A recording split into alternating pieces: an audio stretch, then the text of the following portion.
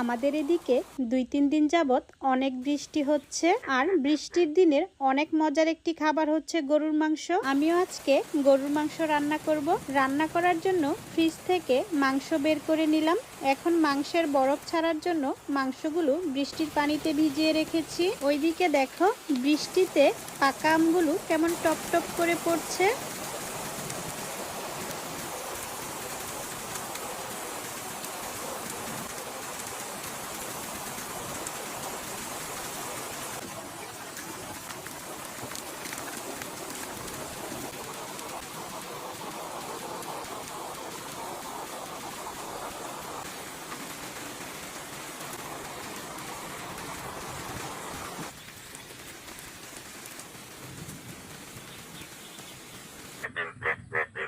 বৃষ্টি চলে যাওয়ার পরপরই দেখো কোলা ব্যাঙগুলো গর্ত থেকে বেরিয়ে আবার ম্যাগদাও বলছে। আর এদিকে আমি রান্না করার জন্য মাংসগুলো পরিষ্কার করে ধুয়ে কেটে নিচ্ছি। আর মাংসগুলো যেহেতু ফ্রিজে ছিল তাই এই মাংস দিয়ে আজ আমি ভাজা মাংস রান্না করব। যে কোনো মাছ মাংস বা সবজি ফ্রিজে কিছুদিন রেখে দিলে টাটকা জিনিসের যে স্বাদটা সেটা কিন্তু চলে যায়। ফ্রিজে মাংসগুলো থাকা সত্ত্বেও মাংসের স্বাদটা যেন ঠিকঠাক পাওয়া যায়, সেজন্য তোমাদের ভাইয়া বলল আমার নিজ হাতে তৈরি করা মেহমানদারি মশলা দিয়ে রান্না করার জন্য। এই যে দেখো আমার নিজ হাতে তৈরি করা মেজবানি আর মেহমানদারি মশলা। তবে আজ আমি মেহমানদারি মশলা দিয়ে ভাজা মাংস রান্না করব। আমাদের এই মেহমানদারি মশলা দিয়ে মাংস রান্না করলে বাড়তি আর কোনো মশলা দেওয়ার প্রয়োজন নেই। শুধুমাত্র প্রতি কেজি মাংসে 1 টেবিল চামচ মশলা দিলেই হবে। আর পরিমাণ মতো লবণ আর পেঁয়াজ কুচি তেল দিয়ে রান্না করা যাবে। আমাদের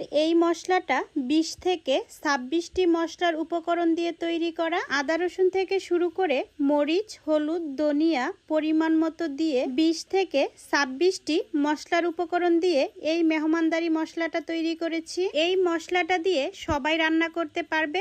যারা কোনোদিনও রান্না করতে পারেনি তারাও কিন্তু এই মশলাটা দিয়ে রান্না করতে পারবে। যারা কিনা নতুন রাঁধুনি, প্রবাসী, পরিবারের কাছ থেকে দূরে থাকে, নিজ হাতে রান্না করে খেতে হয়, তাদের জন্য এই মশলাটা খুবই প্রয়োজনীয়। সময় বাঁচানোর জন্য, রান্নায় ঠিকঠাক স্বাদ আনার জন্য এই মশলাটা তোমরা আমাদের কাছ থেকে অর্ডার করতে পারো। এই মশলাটা দিয়ে গরুর মাংস, মুরগির মাংস, কষানো মাংস, ঝুল মাংস, খাসির মাংস সব ধরনের মাংস রান্না করতে পারবে। এই যে দেখো আমি এই মশলাটা দিয়ে ভাজা মাংস রান্না করছি।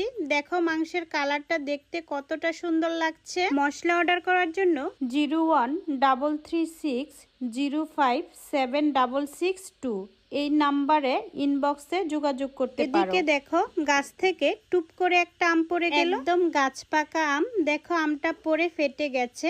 এই গাছের আম কিন্তু অনেক মিষ্টি। এদিকে আমার গরুর মাংসটাও রান্না করা প্রায় হয়ে গেছে। গরুর মাংসটা ভাজতে ভাজতে একদম কালাবুনার মতো হয়ে গেছে। এই মাংসগুলো আমি তেল চর্বি সহ নিয়েছিলাম, যার কারণে এতটা তেল দেখা যাচ্ছে। রান্না করার সাদা তেলটা কিন্তু আমি কমই দিয়েছিলাম। এখন এই তেলটা দিয়েই বাগার দিয়ে নেব। দিয়ে দিলাম কারি পাতা, পেঁয়াজ কুচি আর রসুন কুচি। এই কারি পাতাগুলো কিন্তু আমি আমার মেজবানি মশলাতেও ব্যবহার করি। এ পর্যায়ে সবগুলো ভাজা ভাজা করে মাংসটা ঢেলে দিয়ে নেড়েচেড়ে নিচ্ছি। তারপর আরো কিছু কাঁচা পেঁয়াজ দিয়ে একটু নেড়েচেড়ে রান্নাটা করে নিয়েছি।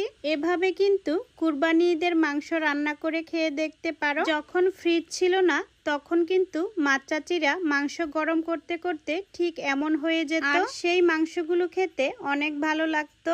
তো ভিডিওটা আজ এই পর্যন্তই। আল্লাহর রহমতে সবাই ভালো থেকো, সুস্থ থেকো। আল্লাহ হাফেজ।